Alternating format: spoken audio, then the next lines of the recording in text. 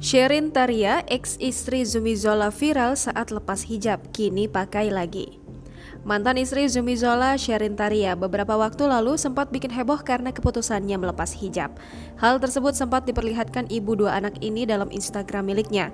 Keputusannya melepas hijab sempat bikin heboh banyak orang. Hal itu banyak menjadi pertanyaan apakah keputusannya lepas hijab ini karena bercerai dengan Zumi Zola. Tapi dalam penuturannya, Sherin Taria mengatakan keputusan untuk melepas hijabnya sama sekali bukan karena bercerai dari Zumi Zola. Kini ada pemandangan yang berbeda dalam Instagram miliknya. Sherin Taria terlihat menggunakan hijab lagi. Postingan dirinya tanpa hijab sama sekali sudah tidak ada di media sosialnya.